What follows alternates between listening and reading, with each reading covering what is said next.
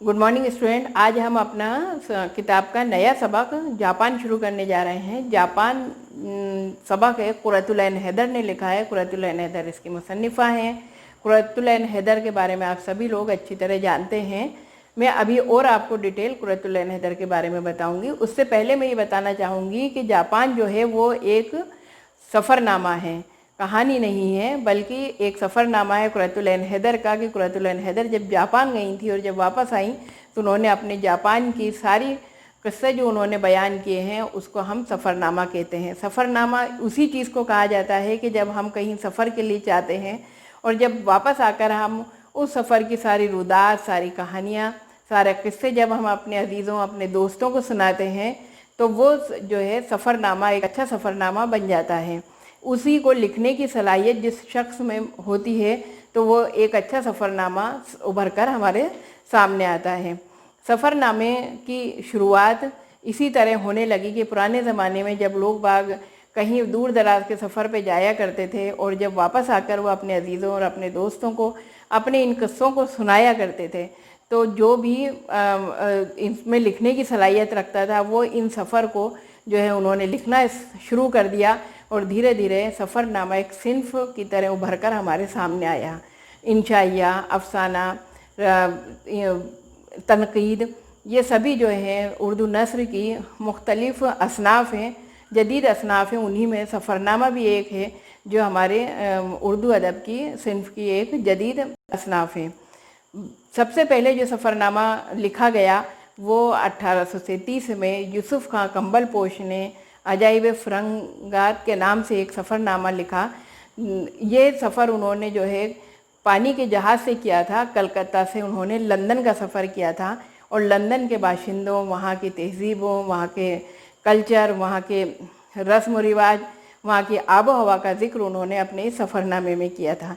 सफ़रनामा एक ऐसी सिन्फ़ है जिसके ज़रिए हम दूर दराज के हालात, दूर दराज के मुल्कों की जोग्राफियाई हालात, वहाँ की तहज़ीब, वहाँ के कल्चर से वाक़फ़ियत हासिल करते हैं। क्योंकि सफ़रनामा एक ऐसी सिन्फ़ है जिसको सफ़र का बदल भी कहा जाता है। क्यों कहा जाता है? क्योंकि हम अपने घर बैठे ही उस सफ़रनामे को पढ़कर वहाँ दूर दराज के मुल्कों के जो हालात हैं, वहाँ की तहज़ीब है, वहाँ की कल्चर है, उनसे हम वाक़फ़ियत हासिल कर सकते हैं कि जहाँ हमारे लिए पहुँचना आसान नहीं है या हम वहाँ जा नहीं सकते, लेकिन उनके सफ़रनामों को पढ़कर हम वहाँ के सारे हालात से आगाही हासिल कर लेते हैं। इसलिए सफ़रनामे को सफ़र का बदल भी कहा जाता है। 20वीं सदी में भी बहुत से सफ़रनामे लिखे गए जिसमें 20वीं सदी में बहुत सारे सफ़रनामे लिखे गए जिसमें ख्वाजा अहमद अब्बास का मुसाफिर की डायरी, एहतेशाम हुसैन का साहिल और समंदर और कुरतुल एन हैदर का जहाने दिगर सफ़रनामे लिखे गए। अब आप इन सफ़रनामों को जो मैंने लिख रखा है बोर्ड पे, इसे पोज करिए और नोट करिए। मैं बता रही हूँ आपको कि उर्दू का पहला सफ़रनामा जो अभी बताया मैंने, यूसुफ खां कंबल पोश का अजाइब फ़िरंग है सफ़रनामा। ये 1837 में सफ़रनामा लिखा गया था। 20वीं सदी के सफ़रनामों में मुंशी महबूब आलम का सफ़रनामा बगदाद बड़ा मशहूर हुआ। इसको आप वन वर्ड में, ये CBSE में आपके क्वेश्चन आते हैं बेटा, इसको नोट कर लीजिए। सफ़रनामा बगदाद। काजी अब्दुल गफ़्फ़ार का नक्शे फ़िरंग। काजी अब्दुल गफ़्फ़ार का जो सफ़रनामा है वो है नक्शे फ़िरंग। अब नेक्स्ट लिखिए ख्वाजा अहमद अब्बास का सफ़रनामा।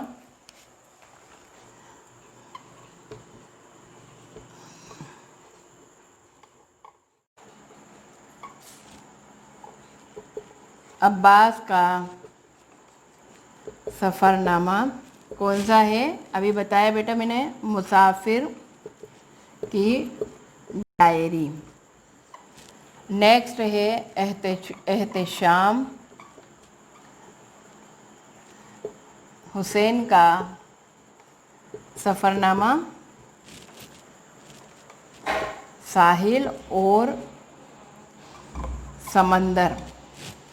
नेक्स्ट है कुरतुल एन हैदर का सफ़रनामा, जहाने दीगर। ये बहुत मशहूर सफ़रनामे हैं। इनको वीडियो को पोस्ट करिए और इसको सबको नोट करिए। एग्ज़ाम में आपके क्वेश्चन आते हैं कि ख्वाजा अहमद अब्बास का सफ़रनामा कौन सा है, तो उसमें आपके पास ऑप्शन आ जाएगा मुसाफिर की डायरी, साहिल और समंदर, जहान दीगर, तो कौन सा है, मुसाफिर की डायरी। इसी तरह कुर्रतुल ऐन हैदर के लिए अगर क्वेश्चन आता है कि जहान दीगर सफ़रनामा किसका है, कुर्रतुल ऐन हैदर का, ख्वाजा अहमद अब्बास का या एहतेशाम हुसैन का, तो किसका है, कुर्रतुल ऐन हैदर का। इसलिए आप ये सभी चीज़ें वीडियो पोस्ट करिए और नोट करिए। जापान सबक जो हम पढ़ने जा रहे हैं उसकी मुसन्निफ़ा हैं कुर्रतुल ऐन हैदर। कुर्रतुल ऐन हैदर के बारे में आपको थोड़ा बताऊंगी कि कुर्रतुल ऐन हैदर जो है अलीगढ़ में पैदा हुई थी और 20 जनवरी 1927 में पैदा हुई थी। इनके वालिद का नाम सज्जाद हैदर जलदरम था और वालदा का नाम नज़र सज्जाद था। इन्होंने जो है अपनी इब्तदाई तालीम अलीगढ़ में हासिल करी। उसके बाद जो है लखनऊ से अंग्रेज़ी में जो है एमए किया और आला तालीम के लिए यूरोप चली गई। वहाँ से आने के बाद जो है इन्होंने बहुत सारे अपने अफसाने और नावल उन्होंने लिखना शुरू कर दिया था। बचपन में ही उनकी कहानी छपना शुरू हो गई थी रिसाला फूल में, और उन्हें बचपन से ही लिखने का शौक़ था। उन्होंने जो है जामिया मिलिया और अलीगढ़ मुस्लिम यूनिवर्सिटी में एक विजिटिंग प्रोफेसर की हैसियत से शोबा उर्दू में भी जो है से वाबस्ता रहीं। उन्होंने बहुत सारे अफसाने भी लिखे। एक नई अफसाना निगारों की जो नई नस्ल सामने आई उसमें कुर्रतुल ऐन हैदर का नाम आला दर्जे पे लिया जा सकता है। कुर्रतुल ऐन हैदर ने बहुत सारे अफसान भी लिखे और उनके अफसानवी मजमूए हैं सितारों से आगे, शीशे के घर, पतझड़ की आवाज़, रोशनी की रफ्तार और जुगनियों की दुनिया, ये इनके जो है अफसानों के मजमूए हैं।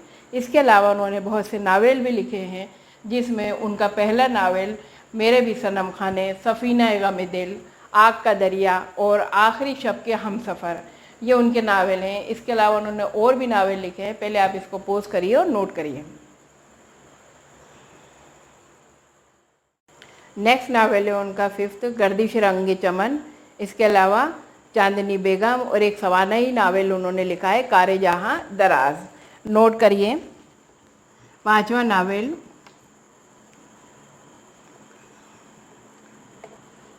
गर्दिशे रंगे चमन। 6ठा नावल है चांदनी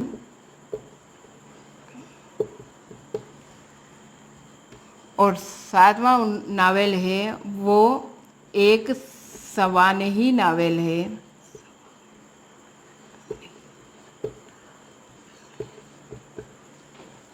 कारे जहाँ दराज। ये इनका सवानही नावल है और ये बहुत इम्पोर्टेंट नावल है। इसके बारे में सीबीएसई बोर्ड में कई बार क्वेश्चन आ जाता है कि उनका सवानही नावल कौन सा है, तो उनका सवानही नावल है कारे जहाँ दराज। इसके अलावा उन्होंने 4 नावलेट भी लिखे हैं।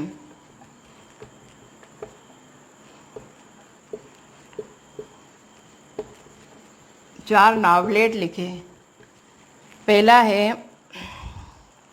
सीता हरण,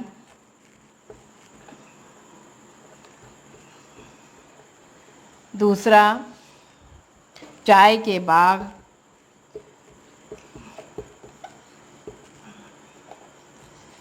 तीसरा दिलरुबा, चौथा अगले जन्म मोहे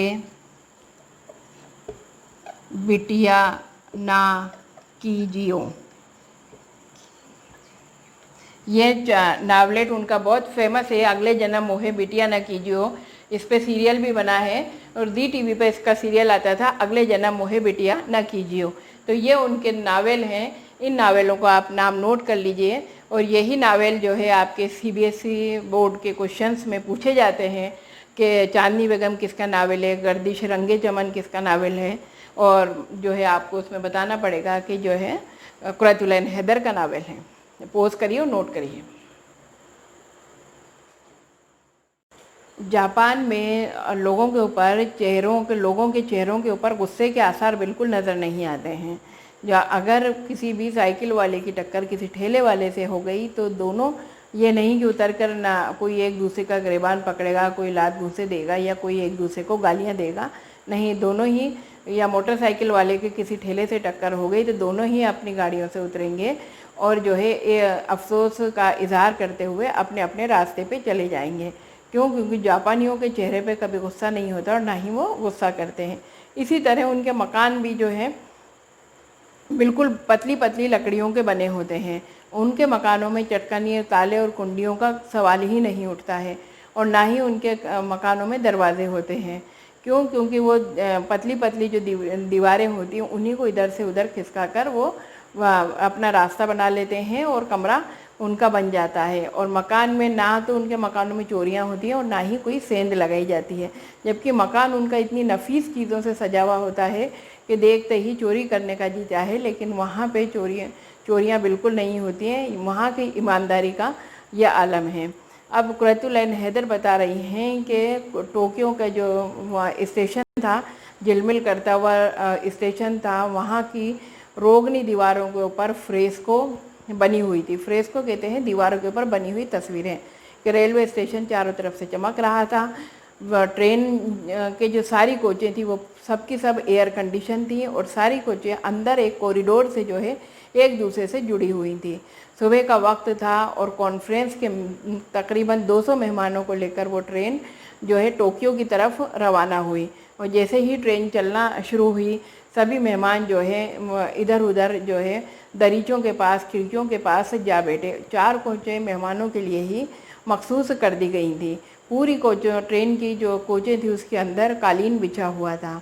और जैसे जैसे ट्रेन आगे बढ़ रही थी, बाहर का मंजर जो है बड़ा ही खुशनुमा मंजर दिखाई दे रहा था कि चारों तरफ फैक्ट्रियाँ नज़र आ रही थी, दूर दूर तक, हद्दे नज़र तक, जहाँ तक आपकी नज़र जाती है। और उन वहाँ फैक्ट्रियों के चिमनियों का धुआं नज़र आ रहा था और कारखाने ही कारखाने नज़र आ रहे थे। जैसे जैसे ट्रेन आगे बढ़ती चली जा रही थी, बरसात शुरू हो गई थी और जो है चारों तरफ हरियाली फैली हुई थी और सब्ज़े के ऊपर जो है बारिश गिरती हुई बड़ी ही खुशनुमा मालूम हो रही थी। और बहुत दूर तक जो है पाइन के जंगल और हरियाली, और उन पाइन के जंगलों में बीच बीच में जो है लकड़ी के पतले पतले मकान बने हुए देखने में ही बड़े खूबसूरत मालूम दे रहे थे। ट्रेन के बाहर जो खूबसूरत मंजर नज़र आ रहा था, वो मंजर इतना खूबसूरत था कि ये आँखों को देखकर ये यकीन नहीं हो रहा था कि ये हकीकी मंजर है या फिर किसी काबू की स्टेज का सेटिंग बनी हुई है, मतलब लकड़ी के कोई स्टेज की सेटिंग बनी हुई है। वो इतना खूबसूरत था। जगह जगह सांची के फाटक खड़े हुए थे और उनके अंदर बागात थे और शराइन थी। शराइन कहते हैं कब्रों को। तो जगह जगह बागात और शराइन बनी हुई थी। वहाँ की जो जापान की लड़कियां थी वो खूबसूरत लिबास में और छतरियों को लगाए हुए लकड़ी के छोटे छोटे पुलों पर से गुजरती हुई बड़ी ही खूबसूरत मालूम दे रही थी। इसके अलावा वहाँ पे जो पाइन के जो जंगल थे, वो पहाड़ों के ऊपर जो पाइन के जंगल थे उनके ऊपर बादल उतर आए थे और वो बादल उन जंगलों से उतरकर गाँवों में बहते हुए नज़र आ रहे थे और हमारी ट्रेन के शीशों से भी वो टकरा रहे थे। बाहर का मंजर बड़ा ही खूबसूरत और खुशनुमा था। पोल तार की सड़कें, बल खाती हुई सड़कें गाँवों की तरफ जा रही थी। बरसात हो रही थी और खेतों में जो है किसान बूट पहने हुए बरसात के अंदर काम कर रहे थे। जापानी किसान और जापानी जो औरतें थी वो ब्रिजेस नुमा पजामा कहते हैं, जो नीचे से बहुत तंग होता है और ऊपर से काफ़ी चौड़ा होता है। तो ब्रिजेस नुमा पजामा और सर पे रुमाल बांधे हुए खेतों के अंदर काम कर रही थी। ट्रेन चले जा रही थी और जो बीच बीच में छोटे स्टेशन आ रहे थे, वहाँ पर जो है लोग बाग बरसातियों के अंदर और अच्छे लिबास पहने हुए, छतरियाँ लगाए हुए अपनी ट्रेनों का इंतज़ार कर रहे थे। और ये सारा मंजर इंग्लिस्तान के मंजर से काफ़ी मिलता जुलता था। हम जिस घर में गए थे या हम जहाँ गए थे वो यहाँ के जापान के एरिस्टोक्रेट ख़ानदान का मकान था। एरिस्टोक्रेट कहते हैं जो रईस ख़ानदान जो होता है, जो जाना माना रईस ख़ानदान होता है, उसे एरिस्टोक्रेट ख़ानदान कहते हैं। जापान में जो है सादगी का ये आलम है कि घरों में फर्नीचर बिल्कुल नहीं होता है।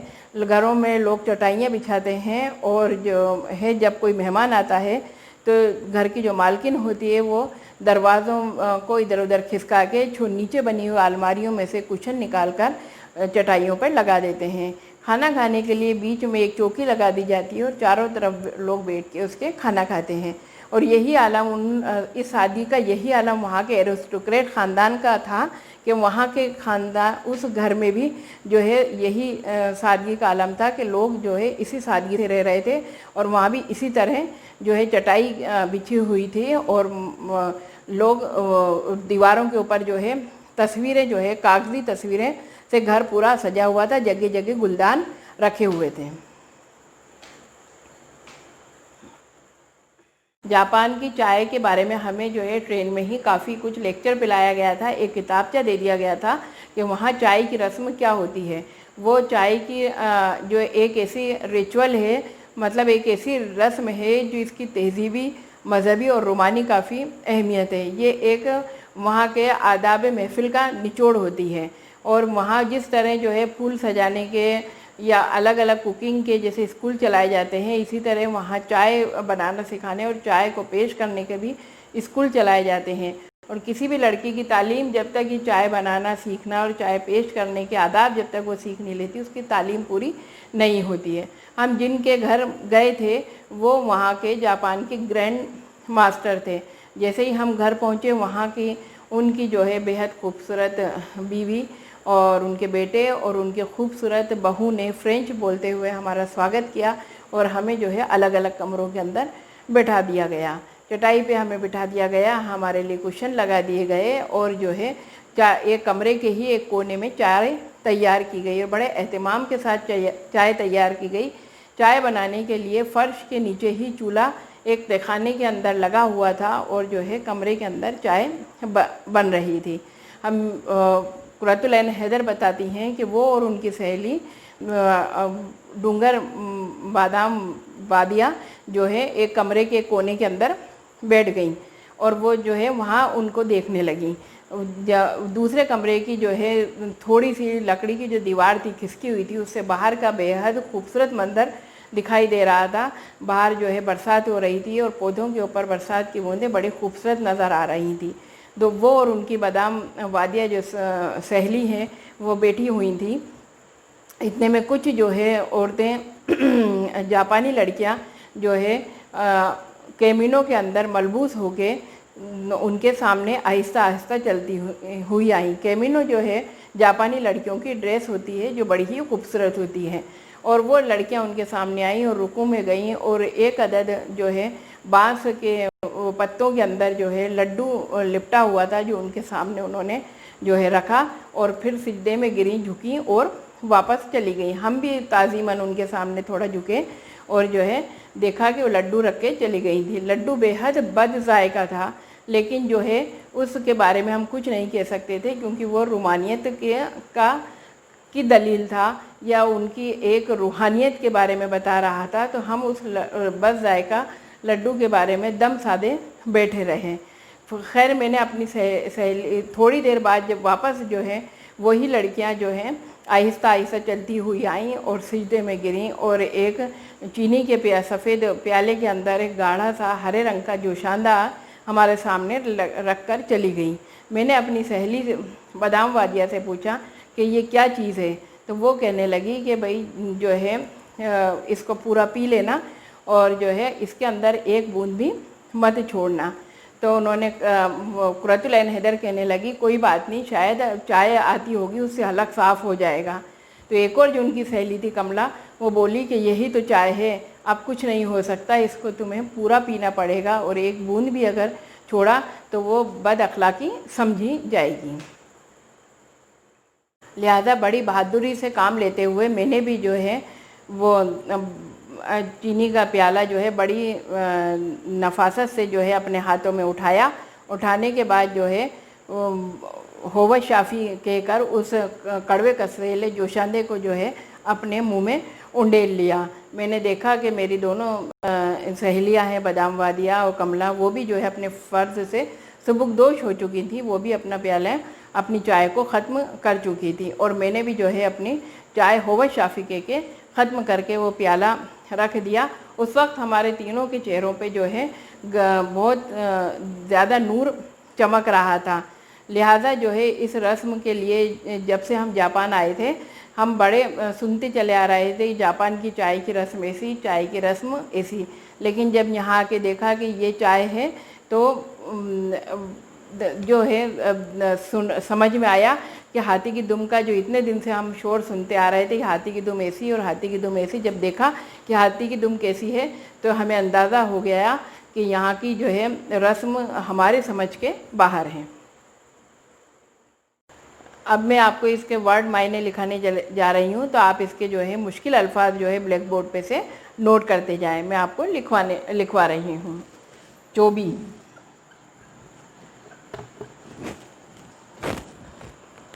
लकड़ी की बनी हुई।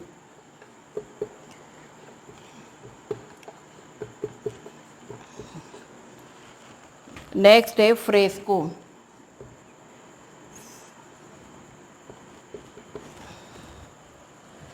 दीवारी तस्वीरें।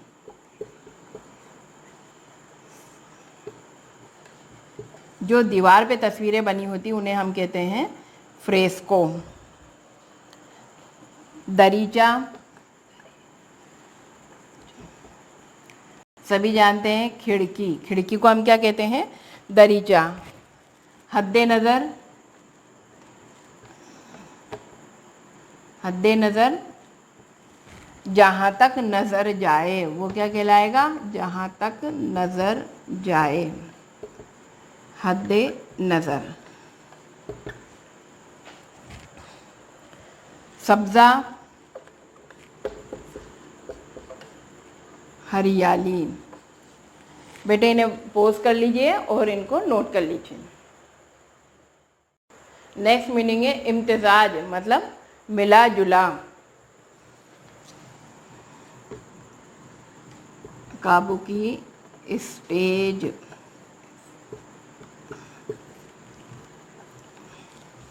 लकड़ी का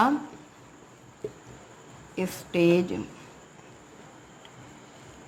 लकड़ी का स्टेज। काबुकी स्टेज, लकड़ी का स्टेज। नेक्स्ट है शराइन, शराइन कब्रें, जो मैंने पढ़ाते टाइम भी आपको बताया था, शराइन कब्रें या मज़ार, समाधि, कुछ भी लिख सकते हैं। नेक्स्ट है ब्रिजेस,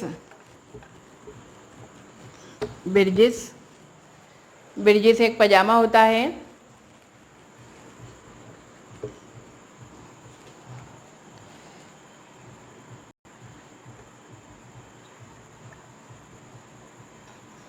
पजामा होता है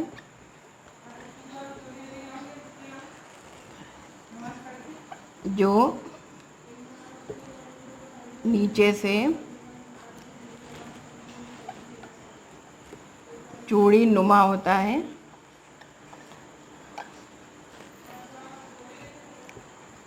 और ऊपर से चौड़ा होता है। इसको आप पोज करिए और नोट करिए।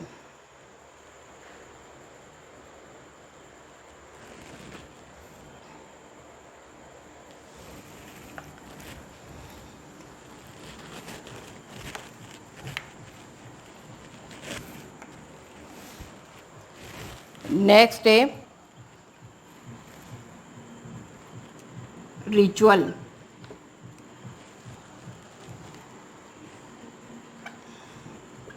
रिचुअल कहते हैं रस्म को, ऐसी रस्म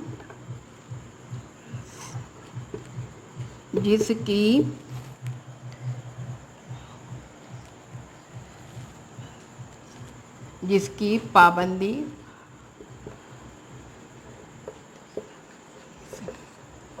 से निभाई, ऐसी रस्म जो पाबंदी से निभाई जाए वो क्या कहलाती है? रिचुअल। सुम्बुल मतलब अलामत, सुम्बुल अलामत,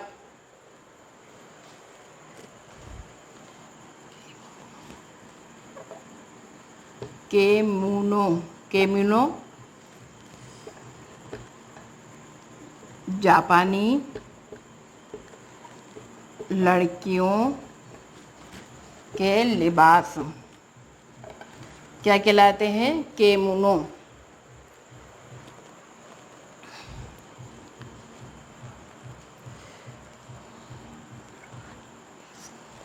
नेक्स्ट है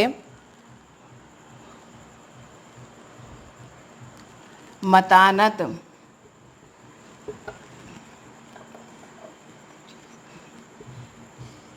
संजीदगी। मतानत किसे कहेंगे? संजीदगी। इसे आप पोज करिए और नोट करिए।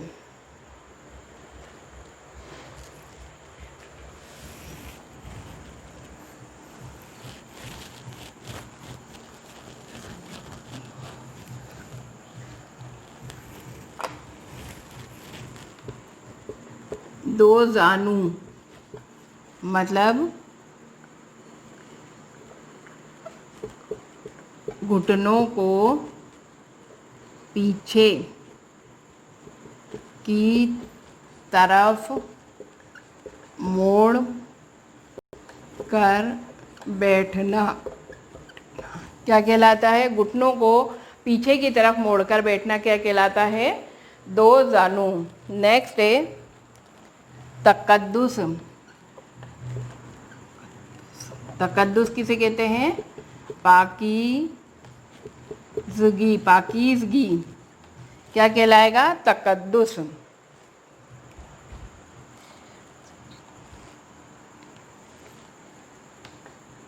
रूहानियत, ऐसे मसाइल जिनका ताल्लुक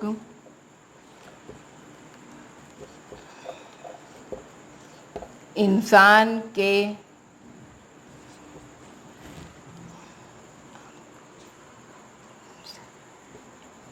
अंदरून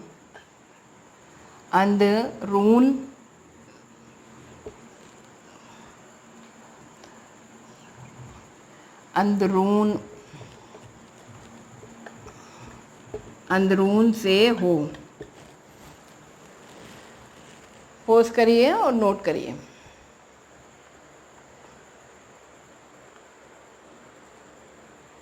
ये इस सबक में आने वाले जितने भी मीनिंग थे, मुश्किल अल्फाज थे, वो मैंने आपको नोट करवा दिए हैं। इन सभी को आप लोग जो है अच्छी तरह नोट करिए ताकि आपको सबक को जब आप खुद पढ़ें अगर आप, तो आपको सबक आसानी से समझ में आ जाए।